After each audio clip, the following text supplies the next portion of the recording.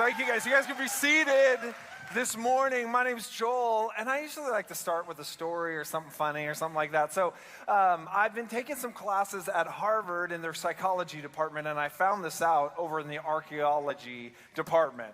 So I heard that there were some guys there in Cambridge, and they dug down about 10 feet, and they found this copper wiring that was down there, and they concluded the depth and the level that Massachusetts had a communication telephone devices that was highly sophisticated. Well, the guys over at Stanford in California heard about this, and of course, they can't let Harvard one-up them, so they decided to dig down 20 feet, and they also found copper wiring in California that was, just the signs of a sophisticated telecommunications system that was out there, and they concluded that 200 years ago, California had already had this complicated telecommunications system. Well, there was a guy in the hills of North Carolina, his name was Bubba, and he had heard about this, and he decided, well, he was going to dig 30 feet down. So he dug down 30 feet, and he found absolutely nothing. And he concluded that 300 years ago, North Carolina had gone wireless. So just this morning, I'd love to be a North Carolinian this morning, and we are in the great state, the old North state of North Carolina. Fantastic to be here this morning. Yeah. Jesus made this audacious promise. Jesus told his followers, he said, you know what, if you follow me, I'm going to tell you how to have this life. No, actually, I'm going to give you this life that's abundant. This life that is to the full, to the max. One version says, rich and satisfying life. The Message version translates John 10:10 this way, where Jesus made this promise. He said, you are going to have a better life than you dreamed. So how do we access this life? How do we access what Jesus promised us? How do we get that? How do we have the kind of life that doesn't just look at how big our mountains are, but looks at how big our God is who made those mountains? How do we have the kind of life that's overflowing, that comes out and says, yes, there may be a Red Sea in front of me, but if God doesn't remove it, he will make a way through it. How do we access more of that kind of life? I don't know about you, but even after the pandemic, I'm still trying to find my bearings. Some of that grit and some of that overflowing life, I'm still trying to make my way through. And some of us, I just thought today, man, we are feeling some of those things. We are sensing some of that. And we're wondering, where is the life that Jesus promised? So how do we access that kind of life? Today we're going to talk about it. We're going to talk about how we get more of that life. And that life that comes from the inside and that flows out, it's from the heart. How do we get more of that life? How do we access more of that life? Every follower of Jesus can, but they've got to take what I call a wholehearted journey.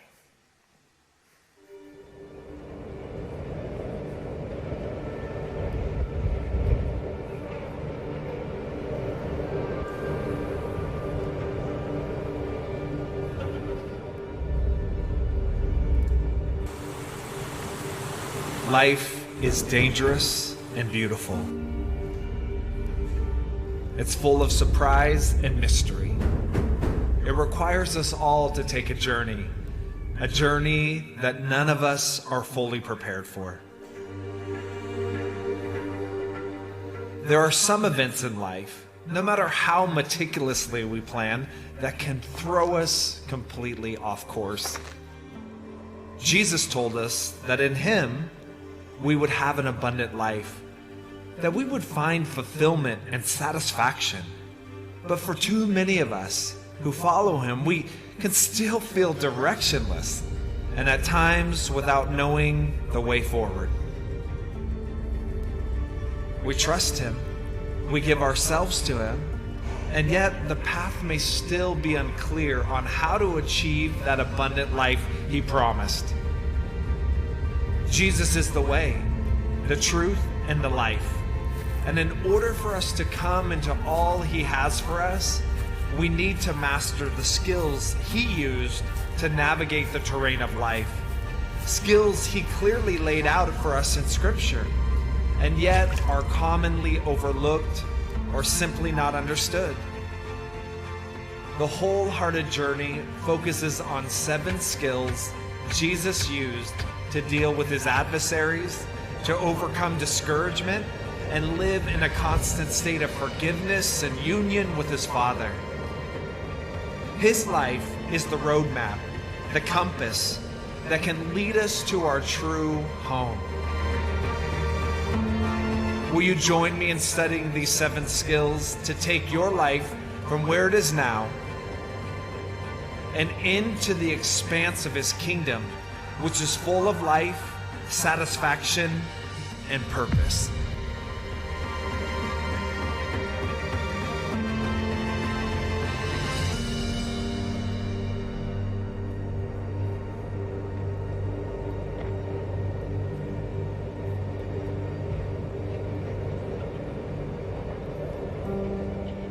You see, our life isn't accessed from the outside. It comes from our heart. The life that Jesus brings to us isn't meaning, hey, I'm going to give you a life of ease. It's saying, I'm going to give you a kind of life that can overcome anything. And so our hearts, when they're broken, when they're traumatized, it's hard to find that life. Like a bucket with holes in it, God is pouring out more than enough life to fill our lives, but the life slips through the holes and the cracks in our hearts and our souls. And so sometimes you've got to go on a journey in order to get healed, to get whole, to be wholehearted, before you can experience the kind of life that is this overcoming, overwhelming, rich and satisfying, better than you dream. Today we're talking about how do we access that. Yeah, there's 7 skills, and this book is coming out next year, and we have connect groups surrounding this, and we have all that stuff coming out. But how do we do it now?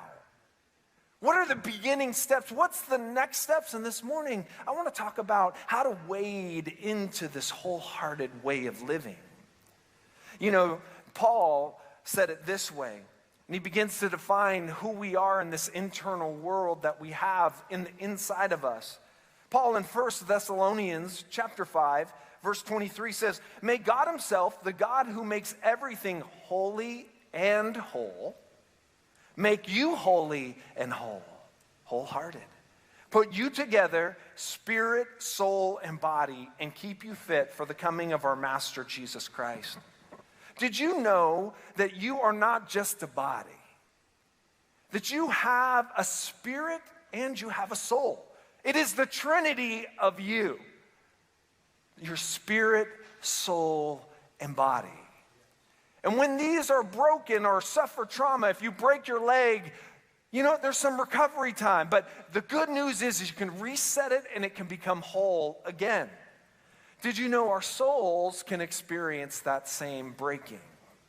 Our spirits can experience that same breaking. And so if we don't understand ourselves, we cannot take care of ourselves.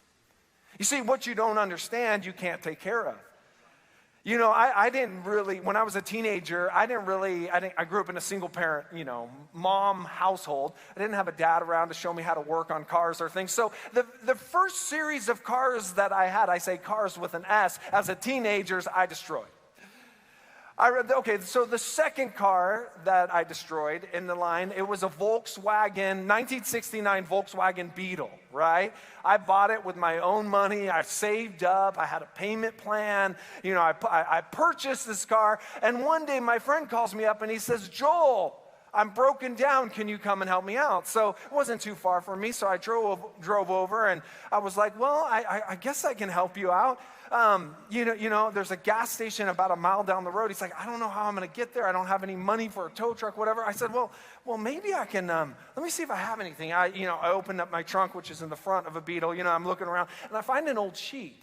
And so I'm like, hey, well, I can definitely, like, it's only a mile down the road. So I tied the sheet to my bumper, and I tied my sheet to his car, and I began down the road towing this car. Now, if you don't know anything about a Volkswagen Beetle, the engine is about the size of a suitcase, right? It is not made to tow or to go off-road. It is just it's just surviving barely. It is just, it has a low heartbeat and pulse. It is just cruising along. So here I am in my Beetle, towing with a sheet, a station wagon behind my Beetle. By the time I made it to the gas station, smoke was flaring out of the back of my engine, and that was the last days of that vehicle in the long line. If you don't understand something, you won't know how to care for it. Now, my son, who's 13, Lincoln, he says to me now, he's like, Dad, be a man. Don't go to a mechanic. Watch a YouTube video. That's what he tells me now. Be a man. Watch a YouTube video. That's what he tells me now. And so, I have a little instruction, and I've been fathered through YouTube, into those ways now, but I had no idea back then. And guess what? If you don't know how the human engine runs, you won't be able to take care of it. You are not just a body. You are not just a spirit, but you also have a soul. Meet the Trinity of you. And if you don't understand how to take care of your soul, your spirit, you will not be able to have that life or to contain that life that Jesus is pouring out on you this very day. Jesus said this, I love this. There was this really smart guy about the Bible, one of those Bible nerds, and he was in there, and he's like, hey, Jesus, how do you have eternal life? How do you have this life that's overflowing? And this is found in Luke chapter 10. How do you have this life that's overflowing, this eternal life? And Jesus said to him, he's like, well, you're a smart guy. This is my paraphrase. You're a smart guy. Why don't you tell me what Moses in the Old Testament says about this? And here's how this intelligent Bible guy, this is what he said. He said, you must love the Lord your God with all your heart, all your soul, and all your strength, and all your mind, and love your neighbor as yourself. Right? Jesus said, do this and you will live. You will have that life. Here's what's so interesting. You have a spirit, you have a soul, you have a body. What is spirit? Your spirit, another name for your spirit is your will. Another name for your spirit is your heart. So when you hear people say heart and soul, and you hear Jesus, he defines them differently. Your heart isn't just some sort of metaphorical poetry. It is fact. Your heart is your spirit. Some of us who grew up in church or went to Sunday school or were Bible readers in here, we know, where do we invite Jesus? Into our heart. And God is spirit, and so it's the spirit part of us that never ceases to exist. It's our heart, it's our spirit, it's our will. It is the executive center of our life. It is our CEO. And that's why we got to come and ask Jesus to be the king or the chairman of the board so that we can co-create our present together and create a beautiful, glorious, abundant future. So this is what our spirit is. See, if we don't understand what it is, we won't be able to take care of it. And when our spirit or our heart is at the center of our life and it's ruled by Jesus, right? It is, we bow and we say, whatever you say, you know how to live. Now, if you're somebody who's just coming checking this out, or a friend brought you and you're not a Christian, you're seeking, you're just kicking the tires, you're saying, what is this all about? That's you today. We as believers or followers of Jesus, we just kind of go with what Jesus says. I mean, anyone who can predict his death and resurrection and then actually do it, we just kind of go along with what he says, right? And so Jesus is saying, you have a heart, and guess what? When you love God with your heart, man, when he's at the center of your life and your will is at the center of your life, you are positioned to have abundant life. Now next, Jesus says you got to love the Lord your God with all your soul. What is our soul? Our soul is the thing that integrates all of us together. It integrates our body, our mind, our wills, our hearts. And so we're able to have this integration. We have a thought, and then we have a feeling about that thought, right? And then we're able to kind of process that. And then if maybe we don't like something, we're feeling a little guilty about something that we did, we can adjust in our life. We can change things. It's like the processor in your computer. It kind of like running in the background. And here this thing is called your soul. Now, have you ever heard someone say, hey, they're a good soul? What does that mean? That means all of them is really good. Their heart is good. It's in a good space. Their desire is to help other people. They're not egocentric. They're other-centered. And you say, oh, they're a good soul, but it's all of you. It is the fullest version of you in a body. That is your soul that is seen through your face, through your actions. And so we have a spirit, it's our heart. It's our spirit, it's our will. We have a soul that integrates what it means to be a human being. And then we have a body, which we know of, which is flesh and bone and brain and all of the above. So today, I just wanted to kind of lay this groundwork out here right now, right here, because if we don't understand the human machine, if we don't understand ourselves, you are going to be living your life towing a station wagon behind it with smoke coming out of the back of you. That is what happens when a human doesn't understand what a human is, and that's what the Bible is so beautiful. It's basic instructions before leaving earth, Bible. It is, here's how you operate, and here are the guidelines that are going to keep you filled with life so you don't end up broken down. The good news is if you have some breaks and some cracks in your heart and your spirit, Jesus is a master at making them whole. How many of you know that trauma is real? Trauma is real. I know there's some people say, you just got to toughen up, boy. You just gotta keep on going with life. Trauma is real. Jesus actually agrees with this. He said this in John chapter 16, verse 33. He said, in this life, you will have troubles. Another version up here on the screen, you'll see, it will say that you will have sorrow and trials. And he says, but fear not, for I have overcome the world. So when we invite Jesus into our heart, here's the one who's overcome the world. And if I could paraphrase this is what Jesus is saying. In this world, you will have troubles. They will bring you sorrow. They will be trying.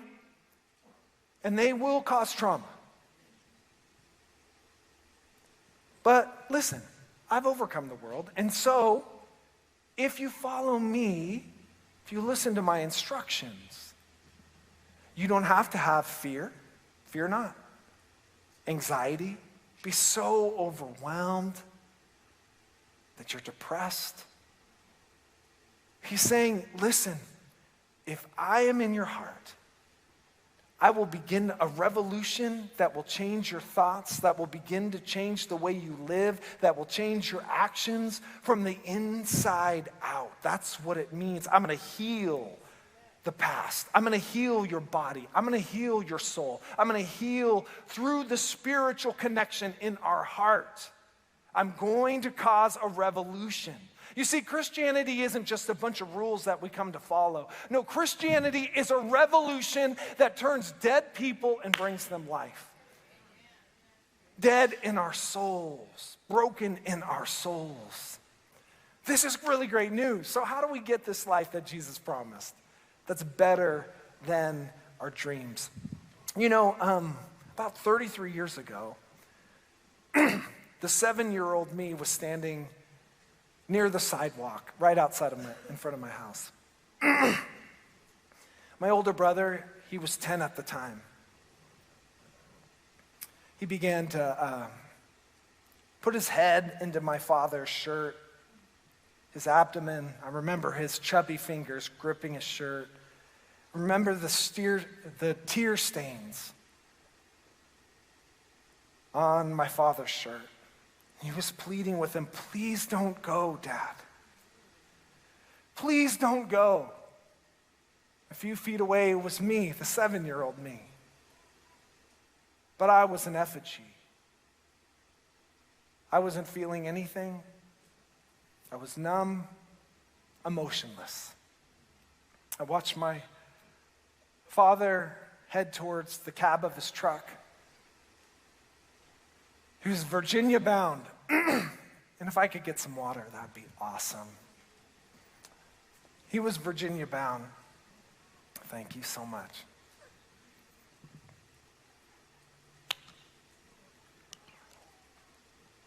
Virginia for this California boy was worlds away. I watched my dad get into the cab of his truck. He merged into traffic. And then from out of this big cloud, a lightning bolt came, and poof, he was gone. No, I'm just joking about that last part, but in that moment, I shouldn't have done that. In that moment, something was happening on the inside of me spiritually, in my soul, and in my body. What was going on, to help us get an understanding of this, what was going on, we're going to need to learn a little bit about the brain. Okay, everyone make a fist right here. Make a fist. I want you to just pump it up in the air one time and bring it down. All right, pump it up 2 times, and then pump it up 3 times. Now we're gonna pump it 3 times, but this time I want you to say the Latin word oi each time. Okay, here we go. 1, 2, 3. Oi, oi, oi, oi. Okay, thank you so much. Ever since high school, I have wanted to be a punk rock star. I've had this secret dream, and you just helped fulfill that today. But also grab your fist again and put your thumb inside of it like this. All right, this side, with your thumb facing you, this side is your prefrontal cortex, and I'm going to keep this super limited. Your right and left hemisphere. Back here, you've got your reptilian or your ancient part leading down to your the brain stem. But inside your thumb is your limbic system. And inside this thumb, I want to talk about 2 parts of your limbic system. And this is what was going on in my brain and has happened for many of our brains. And I want to talk about the hippocampus, all right? I want to talk about the amygdala and the hippocampus. Many of you know this, but the amygdala in your brain controls fight or flight, or as my good friend Shannon White, who's a therapist, she's here today, and she's also the co-host on our new podcast that we're launching. February 1st, we launch it. But actually, today we've actually put it online, so even right now, you can follow us at Wholehearted Podcast, shameless plug for that. But Shannon, she taught me this. She said it's not only fight or flight, but it also can be fawning. Fight, flight, or fawn. It's when an animal kind of plays dead and hopes that whatever's coming after them will think it's dead and will leave them alone. So this amygdala that's in us is constantly 24 hours a day is saying, oh, should we run? Should we fight? Should we fawn? Should we run? Should we fight? Should we fawn? The hippocampus kind of has a conversation with the amygdala. I'm going to keep this really simple. The hippocampus is able to have and really speaks in narrative or stories. It says, your story, your past, your present, your future, and it speaks to your amygdala. Okay, here's the amygdala. The amygdala is like, oh my gosh, it's a snake. The hippocampus says, no, that's just a cord right there. That helps with amplification. Calm down.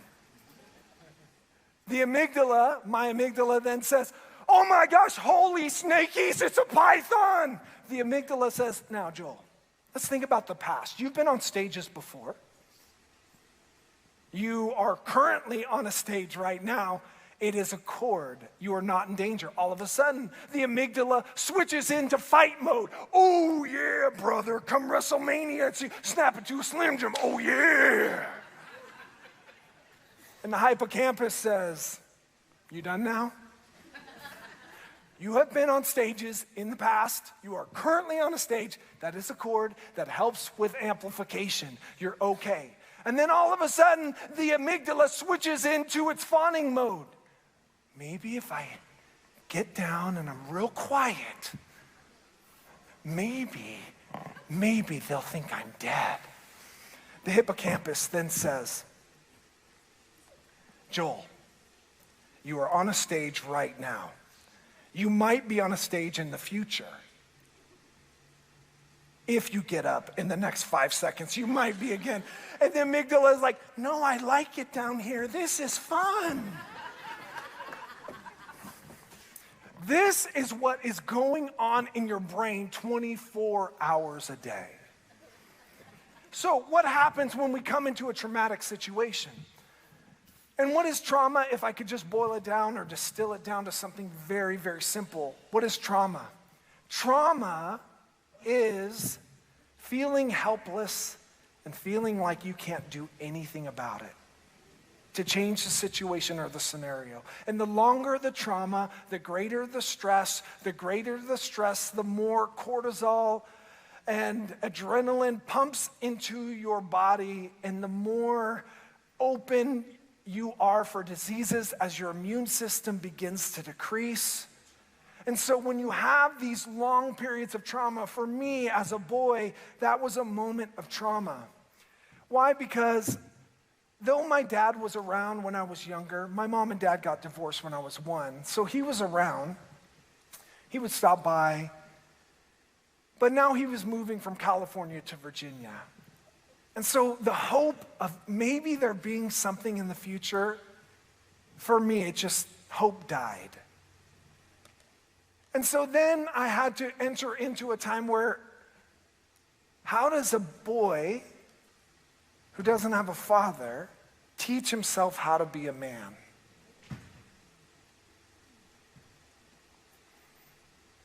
You have your own story.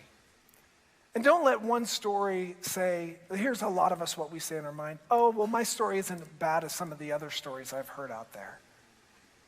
Listen, trauma hits us differently at different moments in time. For some people, some days even, someone says something rude or whatever, we can just be like, oh, that's their problem. Some days it just hits. So we can't judge other people's trauma, but it's a reality. And here's what happens to our amygdala and our hippocampus. They actually begin to separate. Biologically, there's distance. You know, if you were a child and you experienced trauma, your hippocampus shrinks 8 to 12%. It literally begins to die. And so you have this unruly amygdala that's going crazy. Snake, oh yeah, brother, oh my gosh, fawning. You have this craziness, and you have no narrative or a limited narrative to say, Joel, here you are in this situation. You've been here before. You presently are here. And guess what? You'll probably have that in the future. Biologically, our bodies respond to trauma, and we distance ourselves, like I did that day. We distance ourselves from the emotion and the event. And so guess how we begin to function when our hippocampus is limited? Or even the centers that control the idea of ourself. And that's another part of the limbic system. We won't go into all the technical names, but in that area is held who you are as yourself. And so you begin to distance emotions from event, and then you begin to distance part of you and another part of you. You've experienced it before. Have you ever heard someone say this, or you've said it about something, you're like, I understand it in my head, but I don't really understand it in my heart. Your distance, you're you, but there's a distance between it. This happens in divorce, like I know I love you. I know intellectually we've had great times. I know that I know all these things, but I don't feel it in my heart anymore.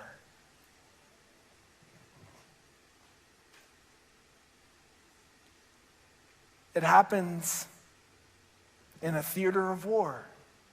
It happens, and trauma begins to distance us from our emotions, the events and our emotions. And there's something that's biologically breaking, but more than that, it breaks our spirits and our souls. Trauma is real. In this world, you will have trouble. Some of us, we wonder why am I so afraid? Why am I anxious all the time? Maybe just biologically there's some work that needs to be done. What is the work? How can you ever reverse that? Well, the hippocampus is really good at narrative and stories. So some of the work begins, and it's not easy. It's like going to the gym for your body. You don't always want to go. But when a memory comes, you have to go back into that memory, and you have to tie emotion with it. You have to go with your body and your soul, and you have to let the emotions, you have to feel it. You have to forgive. You've got to allow, biologically, you can repair the brain. Now, I know Shannon's here. She's a trauma expert in her field of therapy.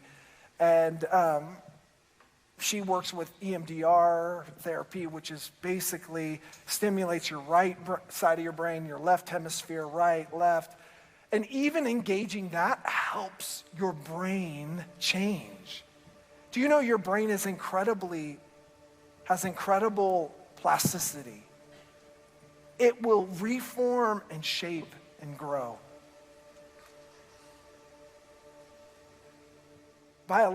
We are a spirit, soul, and body. And the work can be done to transform your very brain. Let me just talk about the spirit and the soul realm.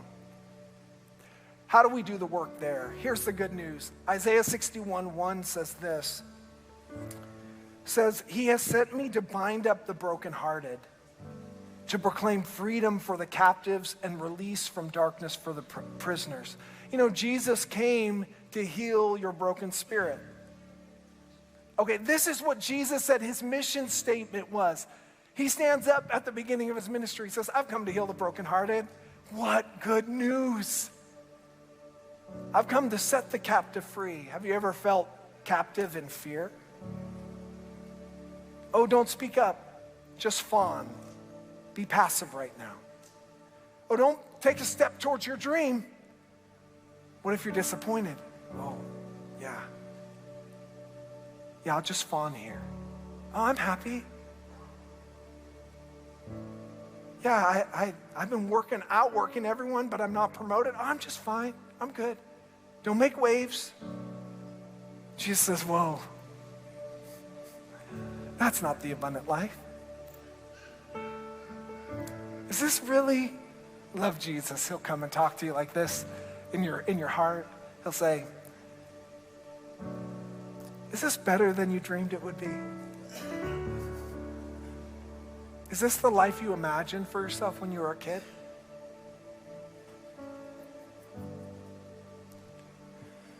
But I didn't know that when I was 7 and I was distancing myself from the pain, that I was setting myself up to be detached from all that brings us life. I'm here in the event, friends, but emotionally I'm distant. I'm here in the marriage. I'm in the event. But emotionally, I'm distant. I'm here at church. But God, emotionally, that's mine to take care of. And He's the only one who can heal our spirits. And He knows about our soul because He has one, the Bible tells us. And He made ours. And so how do we go back? It's much like the hippocampus and the amygdala.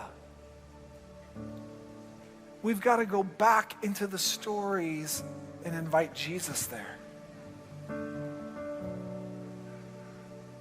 Sometimes I even ask Him, where were you when this happened to me?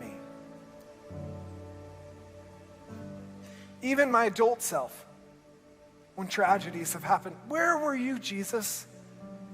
Sometimes I'll just have this picture of what He's doing and where He's at, for me personally. And we invite Him in there. You know, Jesus said in Revelations 12, behold, I stand at the door and knock. If anyone would hear my voice, would open up the door, I would come in and dine with them. And sometimes life knocks on the door of your heart and you're faced with things that you've never been faced with before, or you're going through hard things, or why is this happening to me, God? It's a knocking. Open up the door and I'll come in. I'm going to dine with you. I'm not here to condemn you.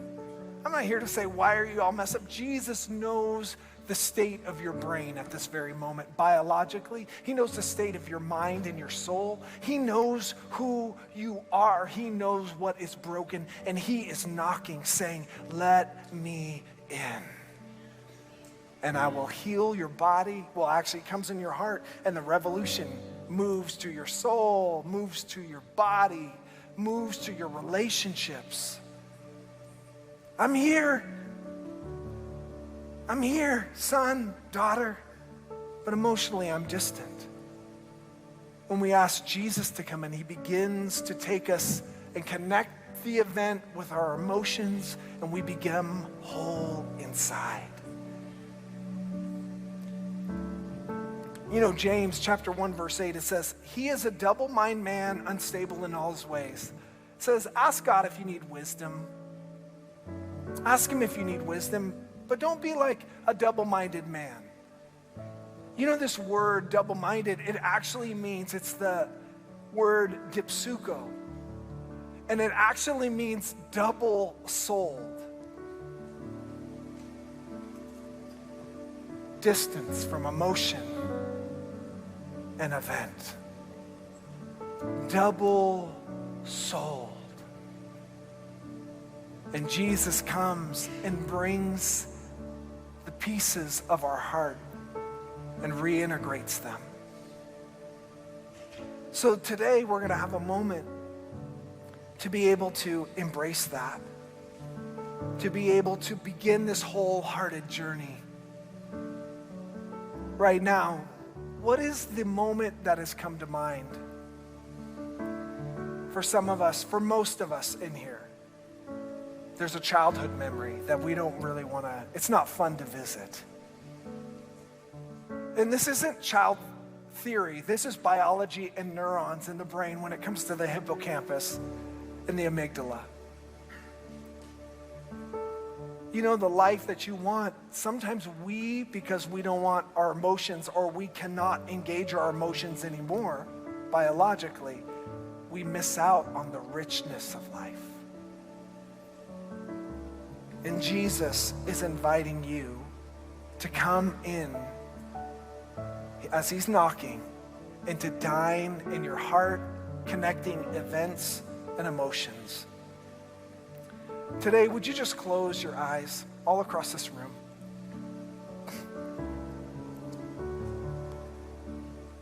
As we wade into the wholehearted journey, as we begin to be reconnected with ourselves. Let me just pray over you. And then I want to give us a challenge. Lord, would you just begin to move and heal the broken hearts right now? Begin to do what you said you did. You came to do. Begin to do what you came to do, to heal the brokenness on the inside, so that we could taste, Lord, of your abundant life, of a life better than we even dreamed of. In Jesus' name. If you're in here just with eyes closed, heads bowed, if you're in here today and you say, you know what? I need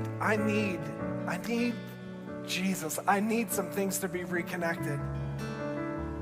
If that's you and you just say, Jesus, come heal my brokenness or broken memories or broken heart, would you just slip up your hand real fast and put it down? Yeah, I see hands all over this place.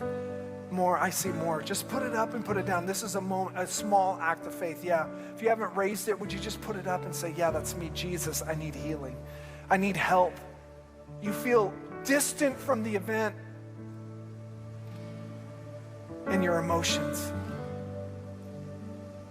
Some of you, it's been a long time since you've even shed a tear. You're like, I don't understand why. I don't cry. I don't get hyped up.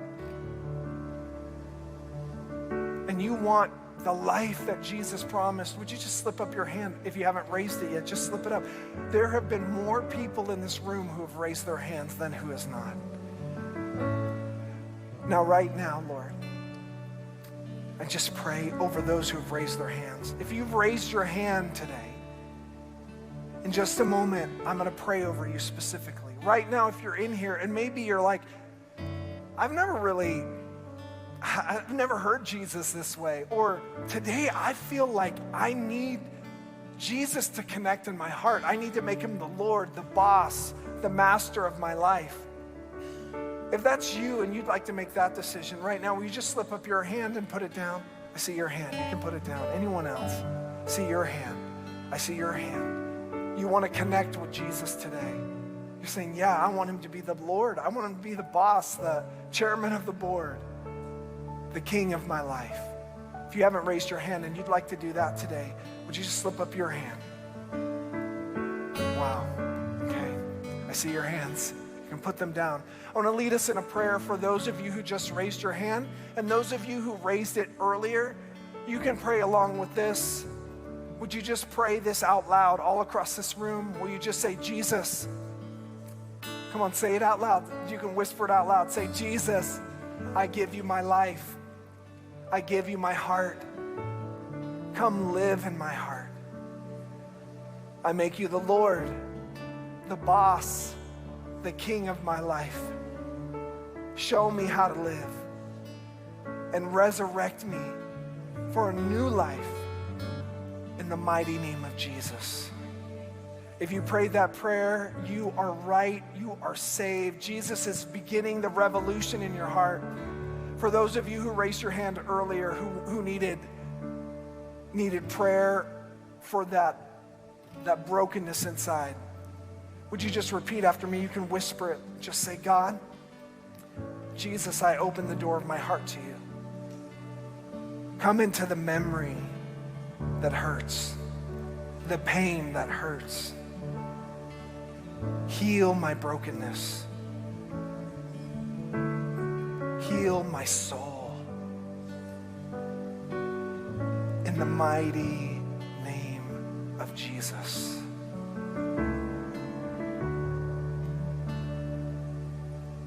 Amen. Some of you are saying, okay, well, what's next? Was that good enough? What's next? Let me give you a couple next steps. Download the podcast, Wholehearted Podcast. It's on all of the platforms. Just search it. It'll be there. You can do that today. Next of all, we have a connect group called the Wholehearted Journey that's here at Factory. It launches. You can sign up for it today. If you want to take a journey into greater healing, greater wholeness, you've said, wow, this has been really powerful. I've never thought of these things this way before.